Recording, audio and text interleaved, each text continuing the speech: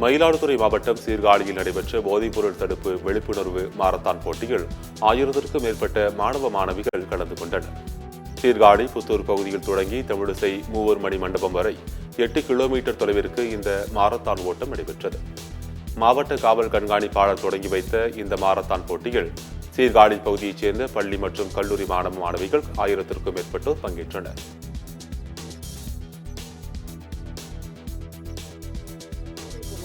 நம்முடைய சமுதாயத்தை மிகவும் சீரழித்து வருகின்றது.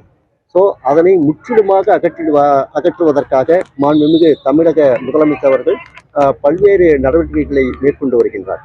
அதற்கு இந்த விழிப்புணர்வு மாரத்தான் ஒரு நல்ல விழிப்புணர்வை ஏற்படுத்தும் என்று நம்புகின்றேன்.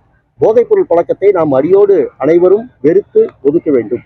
அந்த போதைப் பொருளானது அதனை உட்கொள்பவர் மட்டுமல்ல, அவரை சார்ந்திருக்கும் அனைவரையுமே அழிக்கக்கூடிய தன்மை கொண்டது. அதனால் அதனை நாம் கண்டிப்பாக முற்றிலுமாக விட்டொழிக்க வேண்டும்.